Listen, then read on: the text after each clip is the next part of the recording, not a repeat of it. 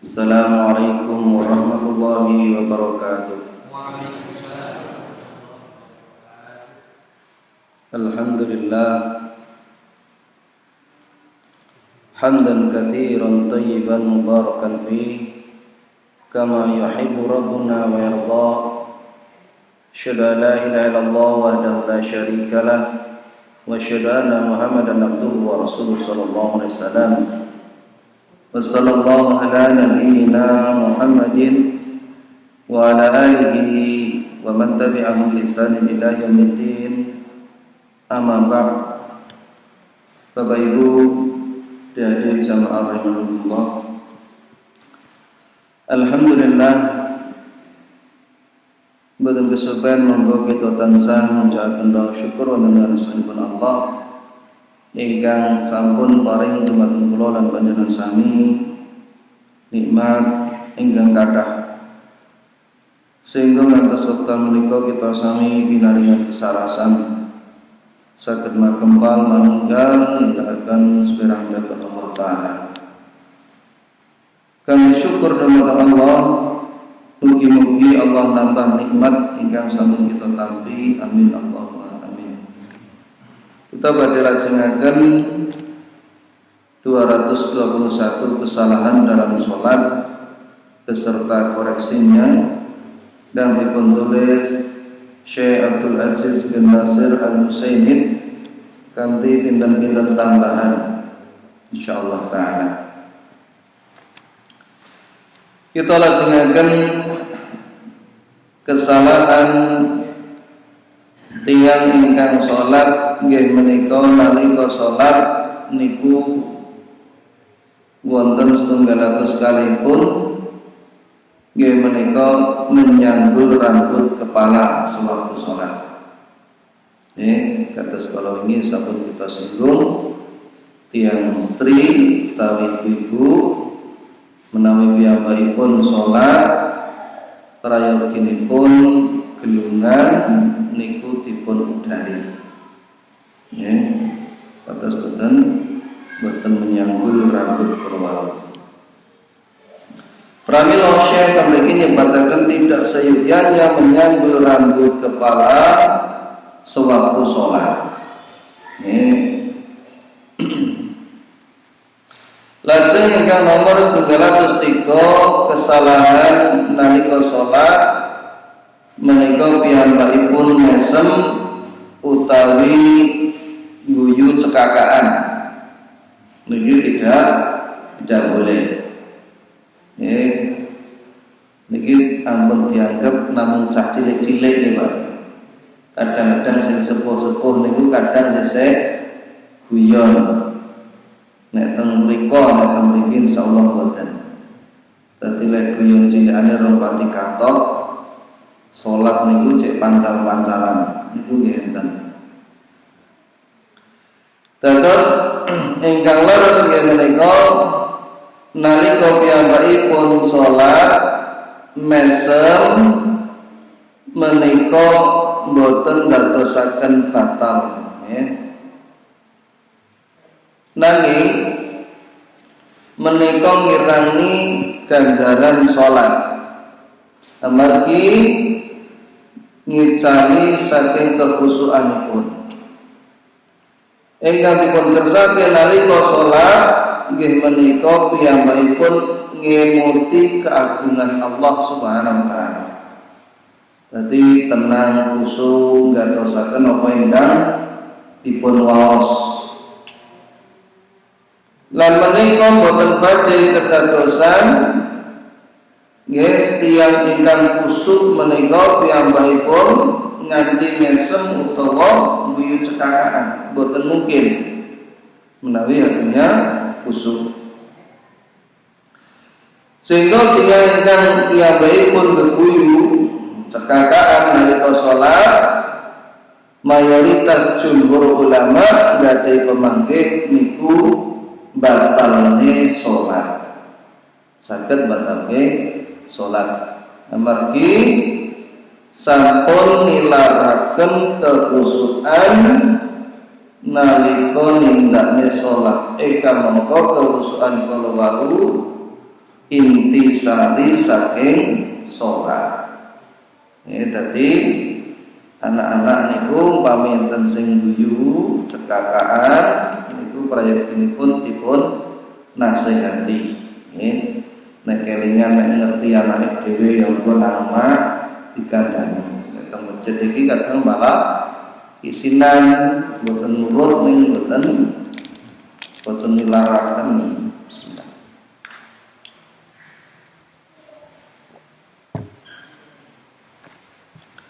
Lajeng kesalahan ingkang nomor 112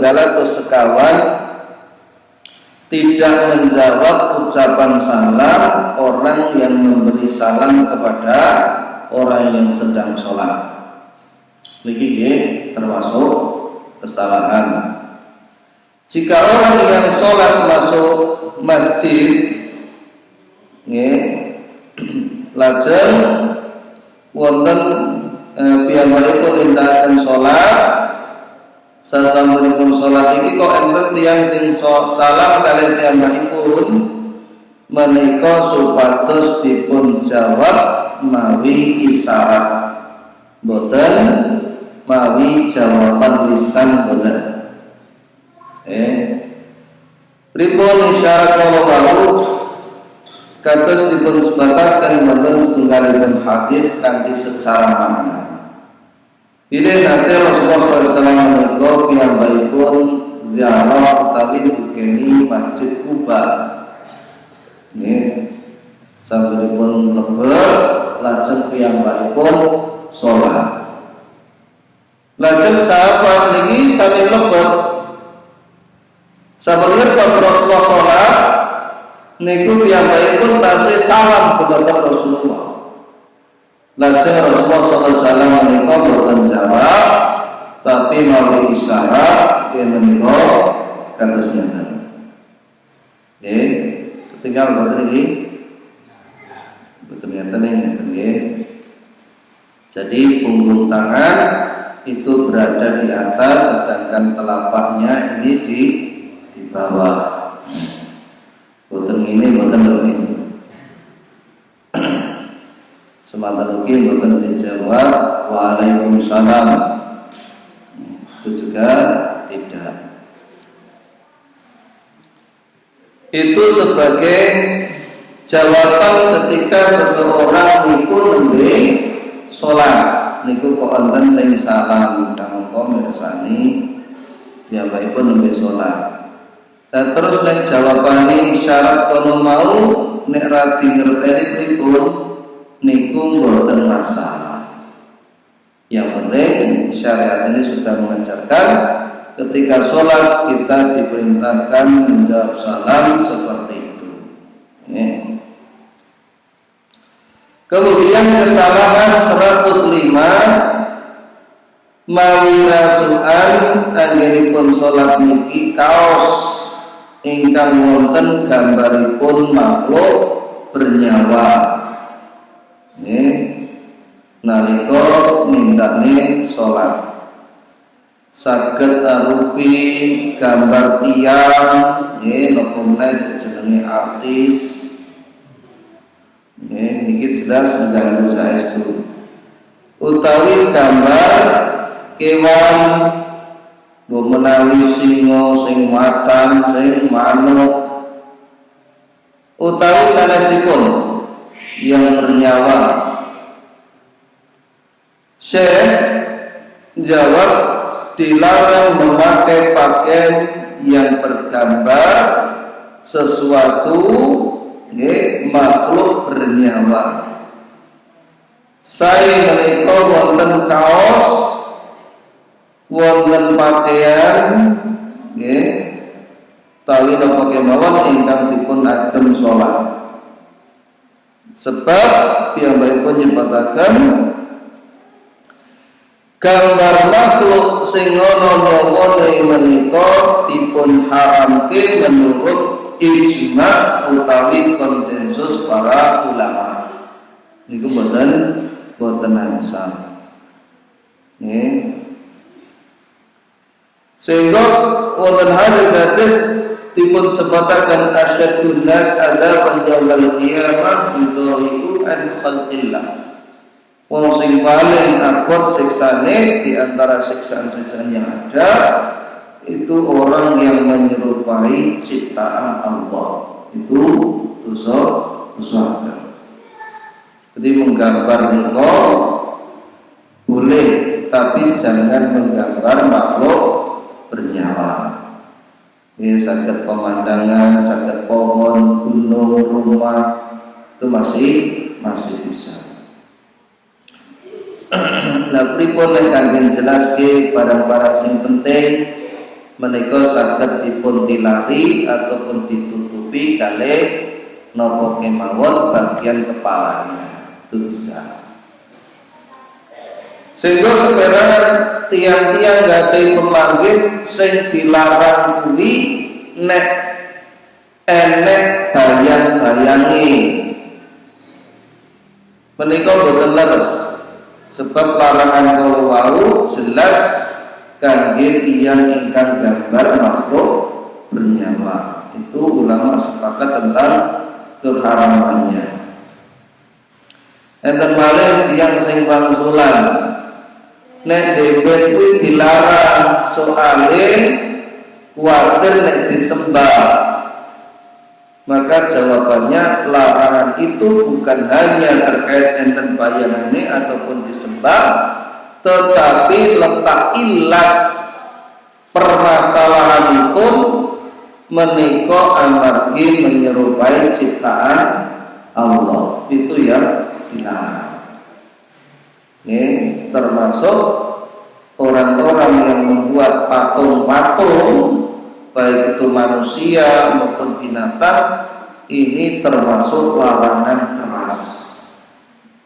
Nanti pada hari kiamat yang digambar atau yang dibuat itu akan diberi nyawa, kemudian suruh menyiksa orang yang telah membuatnya tersebut. Ini dosa besar. Sehingga nek jenengan niku ibu-ibu nggih niku nek piknik utawa nek napa numbasne rasukan putrane niku ampun ngantos sing enten gambare. Mbok gambar buta melet apa gambar artis niku ampun ngantos nggih. Utawi simbol-simbol kekafiran ampun ngantos nggih. Kadang hobine pemain bola kaosnya digawe menarik-menarik, padahal di situ ada yang diselipkan arupi gambar salib dan lainnya. Maka hendaknya kita waspada. Itu hendaknya ditinggalkan. Termasuk salah satu kendala orang yang meruqyah, Bapak Ibu. Tadi nek enten yang kesurupan, niku nek diruqyah niku menawi dinding-dinding niku enten gambar-gambar tiyang. Sebab napa niki mangke? Niki mangke nggih pelayon kalih setan-setan kula. Nggih, ngudelikan utawi kangge karamenanipun wonten mriku niku. Niki bahaya. Kecuali hal-hal yang memang sifatnya darurat. Kados napa Pak Bu? Kados yatra. Nggih. Duit, piye nek awake dhewe butuh duit. Nggih ta? Iki ta sing rada gelem ya kok titip aku. Dadi saged dipunagem amargi darurat. Tapi kalau foto bagaimana? Ulama itu berselisih walaupun foto. Ada yang membolehkan, ada yang tidak. Kalaupun kita mengambil foto itu dibolehkan, monggolah. Cuman saya memberi saran supaya itu disimpan. Oke. Disimpan rasa dipajani lah. Karena ketika seseorang itu menempatkan gambar-gambar makhluk seperti itu di atas seakan-akan itu mengagumkan, dan itu terjadi jenengan bersani tokoh-tokoh kesesatan bukan hanya di tanah Jawa, di Sumatera ingatan sing dianggap tokoh-tokoh agama menika dipun foto gede dipajang wonten griya-griya, bahkan di tempat rumah-rumah makan yang mereka meyakini itu bisa mendatangkan berkah. Waliyadzubillah, ini bisa lari ke dalam kesyirikan termasuk mengagumkan. Oleh karena itu lebih baik jika mengambil foto itu dibolehkan cukup disimpan. Iya ya, aku seneng selfie padahal umpamane seneng-senenge tenan ya monggo ning cukup disimpen. Engko nek ramon HP-ne tuwoke flash disk.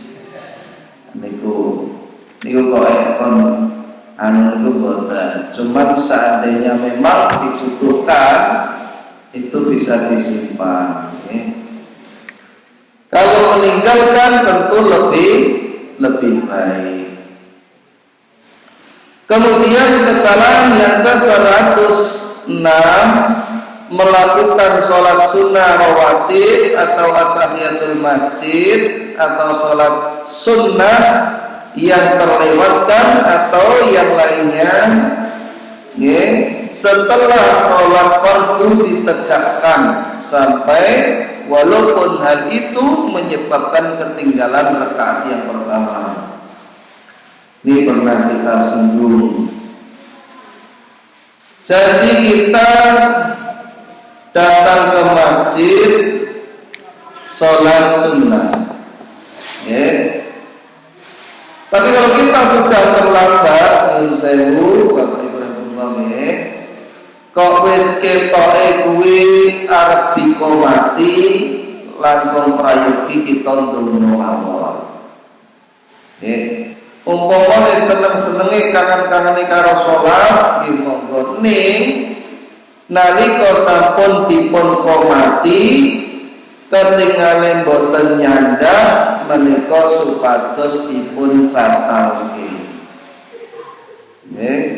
Menika pramila Syekh mriki nyebataken jika orang yang sholat melakukan sholat sementara sholat fardu telah ditegakkan, maksudnya dipun komati, maka jika dia bisa mengerjakan satu rakaat penuh, kemudian sing rakaat pertama ini sampun,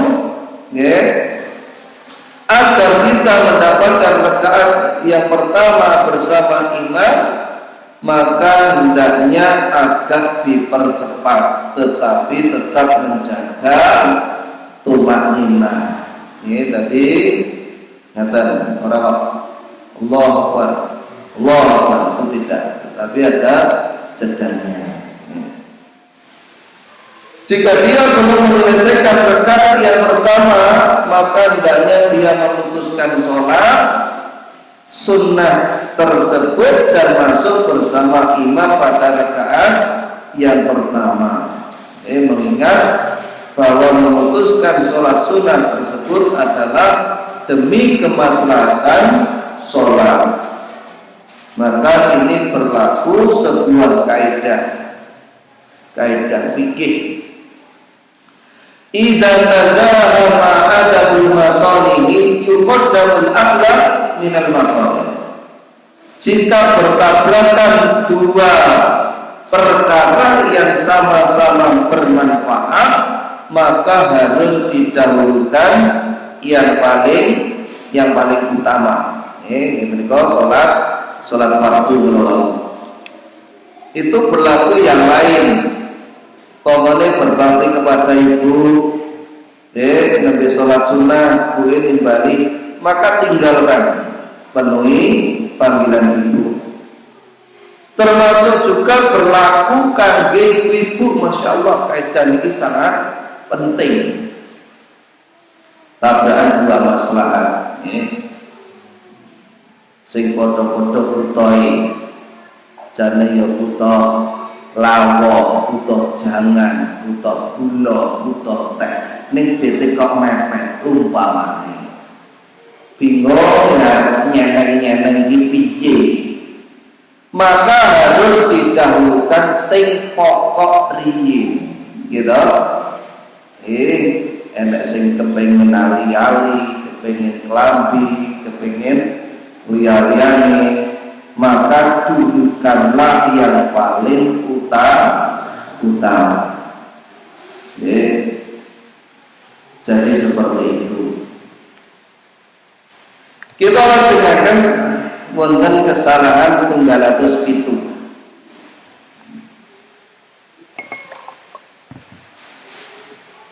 Menika melakukan sholat sunnah mutlak setelah sholat asar.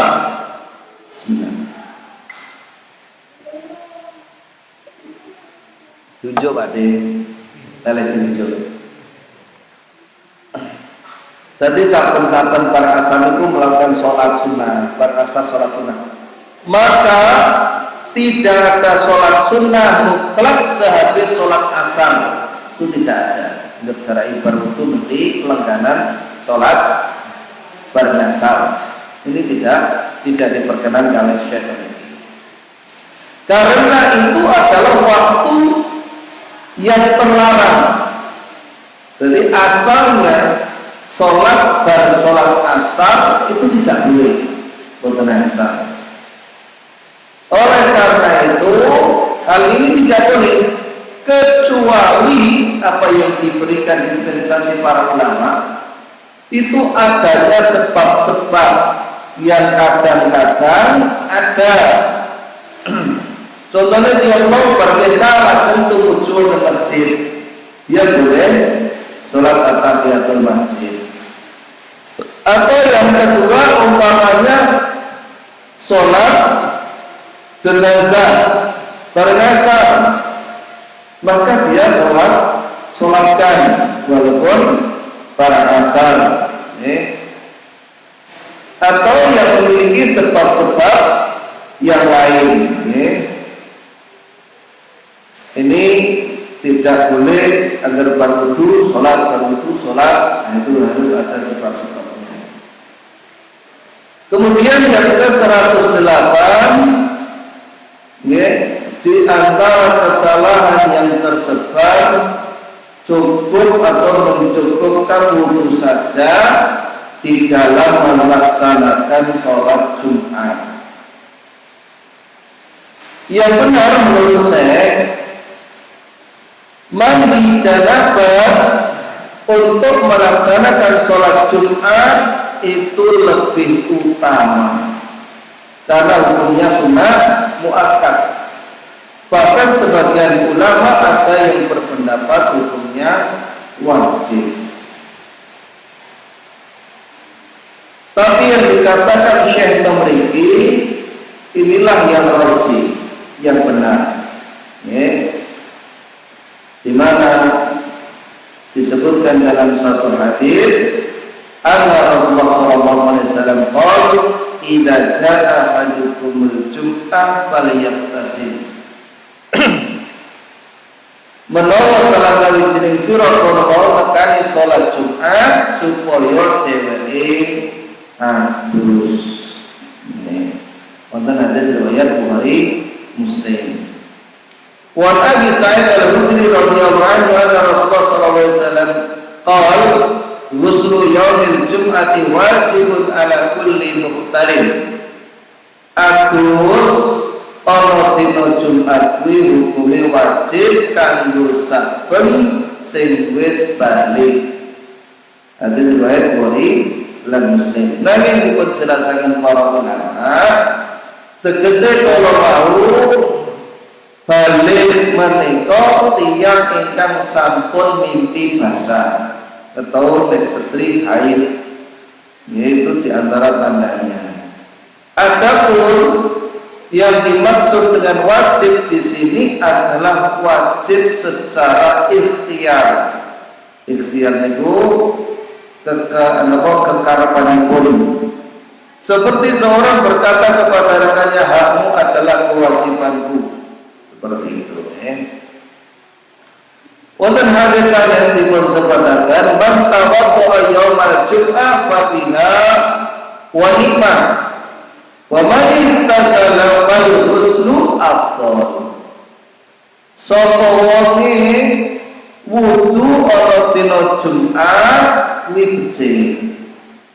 Nanging sapa wonge kono adus kuwi luwih utama. Hadis riwayat Abu Dawud, Tirmidzi yang pun nyebataken hadis menika hasan. Sehingga saking mriki kados Imam Nawawi kalau wau nyatakne wonten Al-Majmu' atus dina Jumat kuwi sunnah dudu wajib. Nggih. Menika kesimpulanipun. Sehingga ingkang dipun maksud Syekh dan itu sampun laras. Tegesipun apa di antara sebagian saudara kita itu beranggapan keadus gak apa-apa seperti itu. Jadi ada saben Jumat ratau adus. Padahal di sini ada yang lebih utama, menika mandi. Bukan berarti napa ora wajib ora apa-apa, itu tidak. Tetapi kalau memungkinkan kita ada waktu longgar, hendaknya kita mengejar sebuah keutamaan. Itu seperti itu. Selanjutnya di antara kesalahan yang ke-109, sebagian orang yang sholat ada yang bersiwak di tengah-tengah khutbah Jumat. Jadi kita itu kalau pas khutbah Jumat panci dilarang melakukan aktivitas. Kuwi utak-utik tangane, kuwi nyikati untune mami siwak. Mboten sok sikat odol kula mboten. Sikat siwak niki kecil sekitar sak meter iki. Jadi bisa dipakai sewaktu-waktu. Meskipun demikian, kata Syekh, sebaiknya tidak bersiwak di tengah-tengah khutbah dan sepenuhnya mendengarkan khutbah, khususipun menika nalika khutbah Jumat ini yang dimaksudkan. Karena bersiwak di dalamnya ada godaan dan menyibukkan hati, dengannya yang membuat orang-orang sholat melewatkan banyak faedah khutbah. Ini hendaknya ketika pas khutbah itu tidak melakukan aktivitas. Bobi ngeloke, bobi nopo, maka tahanan. Sebab nopo saged sia-sia. Kemudian yang ke-110, meremehkan najis yang menempel pada badan atau pakaian, seperti tetesan-tetesan darah dan lain sebagainya. Demikian pula pada tempat yang dipakai untuk sholat. Syekh memiliki pun menjawab, tidak boleh meremehkan najis yang melekat pada badan atau pakaian, seperti darah yang lainnya. Demikian pula pada tempat yang dipakai untuk sholat. Adapun jika najis itu sangat sedikit, seperti hanya setetes atau 2 tetes, maka tidak maka boleh meremehkannya mengingat jumlahnya sedikit. Sedangkan najis yang jumlahnya banyak yang menempel pada badan atau pakaian atau tempat, maka tidak boleh meremehkannya.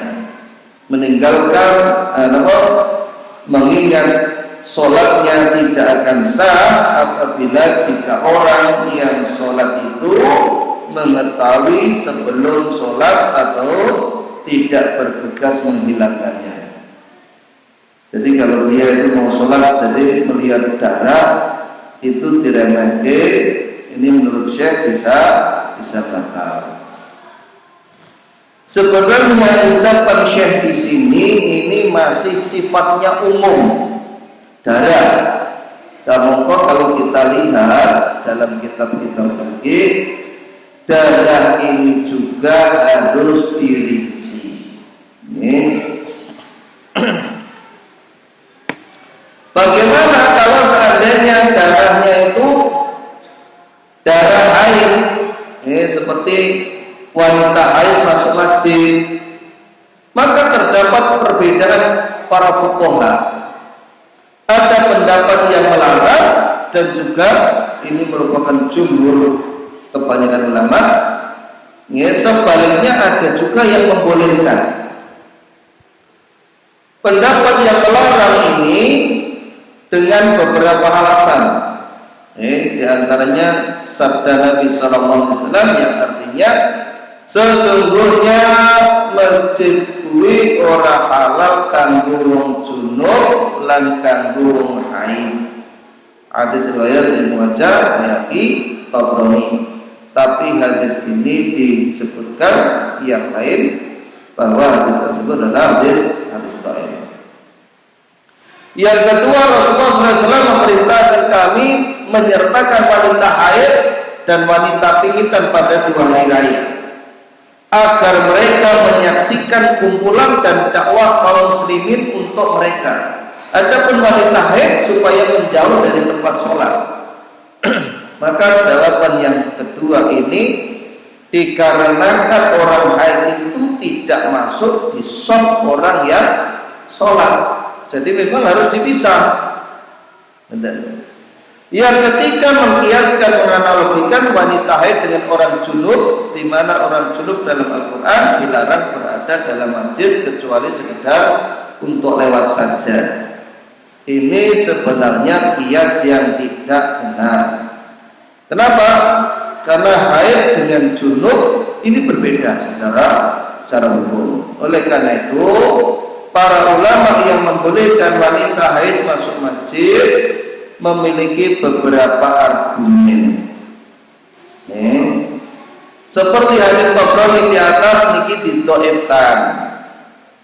Kemudian yang kedua, perintah Nabi tiang haid ketika nebi nalika sholat Id. Ya memang tiang haid tidak campur dalam satu shaf. Kenapa? Karena dia tidak sholat. Ketika bahwasanya mengiaskan haid dengan junub, ini kias yang tidak tepat karena hukumnya berbeda. Nek junub itu segera mandi selesai, sedangkan haid ini harus beberapa waktu. Alasan keempat adalah Nabi SAW menyuruh Aisyah ketika haid pada musim haji supaya melakukan semua manasik. Ini alasan yang membolehkan ini. Jadi kabeh manasik itu dilakukan kecuali tawaf.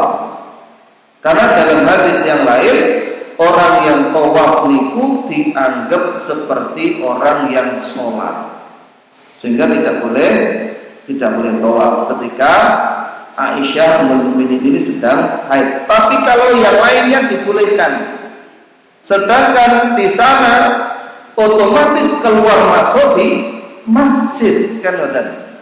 Ini yang membolehkan. Sehingga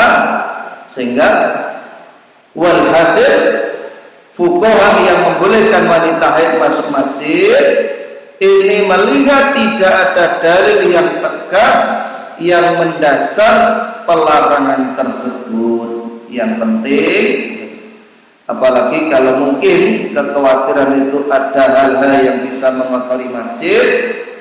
Untuk saat ini sebagaimana kita sudah saksikan, zaman ini sudah maju sehingga mereka mengantisipasi hal itu. Gitu Bu? Ibu jelas betul kayak mungkin.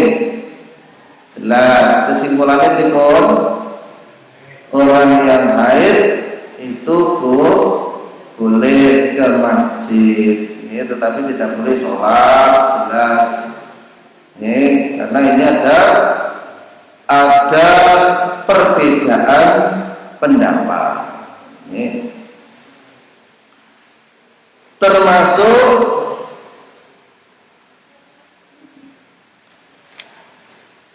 Termasuk dalam masalah darah. Jadi darah itu yang dimaksud saya di sini, beliau merojehkan jumhur ulama itu menganggap najis kalau sedikit ditoleransi. Jadi darah ini dirinci. Hewan yang najis ketika hidup itu juga najis ketika mati darahnya. Contohnya apa? Kata segawon kirik. Maka kena darahnya ketika masih hidup dia najis, ketika sudah mati juga najis. Seperti disebutkan dalam surat Al-An'am 145. Begitu pula dalam hadis tuhuru ina'i ahadikum idza walagha fihi al-kalbu ayaghsilahu sab'a marratin. Ulama biturab. Kesucian ada salah satu jenis sirup ini nganti kedilat kire nyuwun sewu supaya dikumbah kaping 7. Salah sijine kudu nganggo lemah. Itu riwayat Muslim. Jadi nyuwun sewu nggih kata segawon, babi, kucing ini haram darahnya. Darahnya haram. Kalau anjing dengan babi ini darahnya juga najis. Kemudian sebagian ulama di antara ulama Syafi'iyah mengkiaskan seluruh tubuh anjing dengan air liurnya, sehingga seluruh tubuhnya merupakan najis. Niki nek luwe aman malih.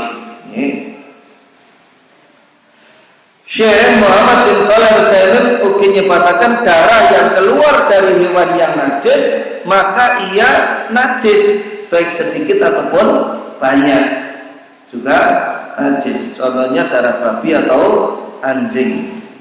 Ini disebutkan dalam Majmu' Fatawa.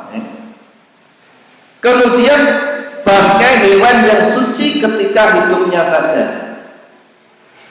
Jadi hewan yang suci contohnya apa? Ayam, sapi, mentok, ini hewan yang suci. Namun ketika mati ia menjadi bangkai maka status darahnya najis ketika sudah mati tersebut. Umpamane nyuwun sewu enten nggih pitik. Pitik niku delala mati, kering. Maka kalau dia meneteskan darah, karena darah yang keluar ini keluar dari bangkai, maka dia najis. Ketika telah menjadi bangkai. Adapun ketika sudah mati maka status darahnya najis, karena termasuk bangkai juga. Kemudian bangkai hewan yang suci ketika hidup dan matinya iki genten nggih menika binatang-binatang laut atau hewan-hewan laut. Ini disebutkan dalam satu hadis di mana sahabat ini bertanya kepada Rasulullah, Rasulullah kami mengarungi lautan dengan perahu dan kami hanya membawa air sedikit. Jika kami menggunakan untuk wudu maka kami akan kehausan. Apakah boleh kami berwudu dengan air laut? Ini jawaban seorang yang betul-betul luas di mana Rasulullah menjelaskan. Faqala Rasulullah SAW, wa tuhuru ma'uhu al-hilmu maitatuhu. Banyu segara kuwi halal banyune, enapa suci banyune, halal bangkine. Bangkainya juga halal. Sebabnya apa Bu? Iwak. Kurang betul bangkai iwak. Kurang. nek tuku iwak iso wis mati dituku gitu. Itu boleh, tidak apa-apa. Kemudian darah haid, hadis Abu Bakar menunjukkan dengan sangat jelas tentang najisnya darah haid. Ini kalau seandainya menetesi, gitu loh maksudnya ini. Di mana disebutkan Fatimah binti Abi Hubaysh datang kepada Rasulullah, dia berkata, wahai Rasulullah, aku wanita yang terus-menerus haid dan tidak berhenti. Apakah aku terus meninggalkan sholat? Maka Rasulullah menjawab, tidak demikian. Itu adalah flek, bukan darah haid. Jika darah datang maka tinggalkanlah, maksudnya pas sholat darah haid. Namun jika haid sudah pergi maka cucilah darah itu pada pakaianmu. Jadi darah yang ini yang disebutkan najis itu darah haid. Oleh karena itu darul haidi wa huwa najisun ijma'an. Darah haid itu najis secara ijma', itu najis. Itu kalau mengenai, maksudnya bunyi, kalau mengenai dan lain sebagainya. Adakah darah manusia najis? Nah, di sini ini yang dijelaskan oleh para ulama. Permasalahan mengenai kenajisan darah manusia adalah masalah niki panjang lebar dijelaskan para ulama. Secara umum ini dibagi menjadi dua. Pendapat pertama, darah manusia itu najis. Sebagaimana disebutkan, ini merupakan pendapat sebagian ulama. Ulama sepakat bahwa darah itu haram, tidak boleh dimakan dan najis. Ini merupakan jumhur ulama menganggap najis. Akan tetapi ini termasuk Imam Nawawi juga menganggap najis. Ittafaqal ulama'u ala anna damma haramun najasun. Ulama sepakat darah itu haram juga najis. Termasuk Imam Nawawi.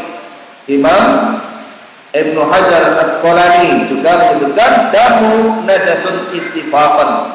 Darah ini najis secara sepakat para ulama. Pendapat yang kedua, darah manusia itu suci. Tidak ada pendapat yang dikuatkan oleh Asy-Syaukani. Ini pendapat ini dikuatkan oleh Asy-Syaukani, Siddiq Hasan Khan, juga Syekh Al-Albani dan Syekh Muhammad bin Shalih Al-Utsaimin. Dalilnya apa? Di mana banyak sekali dahulu sahabat itu, di mana mereka itu sering terluka ketika perang. Otomatis nopo darah ini mengalir kan. Kalau ini najis tentu akan menyulitkan mereka. Mazal muslimuna yusalluna fi jirahatihim. Dahulu kaum muslimin, para sahabat biasa sholat dalam keadaan terluka. Hadis riwayat Bukhari dalam sahihnya secara mu'allaq, Syekh Al-Albani dalam Tamamul Minnah. Andaikan darah itu najis, tentu tidak sah sholat dalam keadaan najis menempel kepada orang yang sholat. Kemudian juga dalil di mana ada sahabat melihat Ibnu Umar ini memencet jerawatnya, ceros. Kemudian darahnya ini menetes, kemudian cuma diusap dengan jarinya, tidak berwudu lagi. Ini darahnya tetap ada, kalau memang najis. Kemudian juga disebutkan dalam sebuah kisah, aku melihat Abdullah bin Abi Awfa meludah darah. Jadi kadang-kadang sikatan juga berdarah. Ulama-ulama biasa, seperti itu. Sehingga ketika kemudian Abdullah bin Abi Awfa meludah darah, kemudian beliau berdiri dan sholat. Tegese boten baleni kalau ini dianggap najis. Dan ketika sahabat, ini disebutkan dalam sebuah sirah nabawiyah dan juga diambil oleh dalil oleh Syekh Nasr Al-Albani. ada sahabat sedang sholat niku kan jaga malam. Kemudian musuh itu datang, kemudian dipanah jeres kena. Dia tidak membatalkan sholatnya, terus dalam sholat.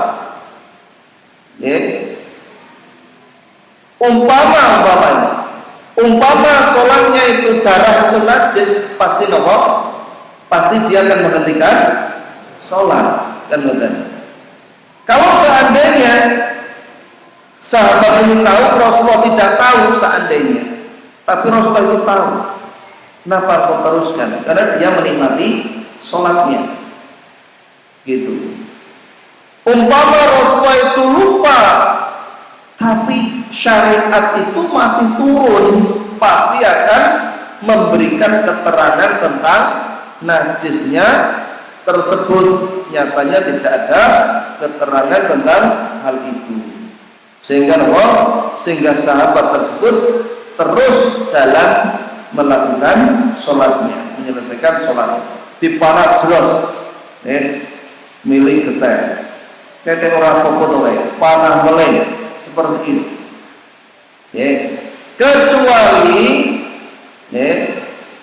Kecuali jika darah tersebut nyuwun sewu wal iyadu billah keluar dari kubur ataupun dubur. Kubur itu maksudnya kemaluan, dubur itu maksudnya seperti dari dubur. Ini harus harus dibersihkan karena ini menunjukkan darah yang demikian itu najis. Ini disebutkan dalam kitab Batil Mafqud. Kenapa demikian? Karena secara umum Rasulullah menyebutkan innal mu'mina la yanjasu. Seorang mukmin itu tidak najis. Maksudnya apa? Maksudnya liurnya maupun darahnya. Ini pendapat yang paling kuat. Kesimpulannya bahwa darah manusia ini dirinci. Kalau darahnya itu darah haid mengenai orang sholat ataupun apa, ini najis. Kalau yang atas tadi cuman dia hanya tinggal di masjid, berbagai pengajian tapi tidak sholat. Ketika ilatnya khawatir untuk nanti mengotori masjid itu tidak ada, maka pendapat yang kuat itu tidak masalah. Allahu a'lam bishawab. Adapun kalau darah najis ini, darah haid ini kok mengenai badan orang yang suci seperti orang laki-laki, maka hendaknya itu dibersihkan. Kesimpulan, pendapat yang lebih menenangkan hati adalah darah itu, maksudnya darah kita kalau kebacok ataupun kena besok ini tidak najis. Ini Allahu a'lam bishawab. Inilah yang kita sampaikan. Bila wonten pendapat pun nyuwun pangapunten. Ana pertanyaan boten? Nggih, monggo.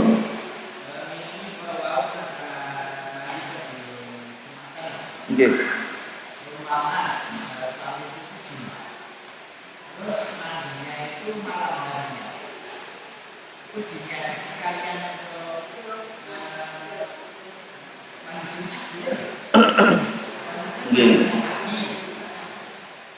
Nggih. Kita hitung sing pagi mawon nggih, sing enteng.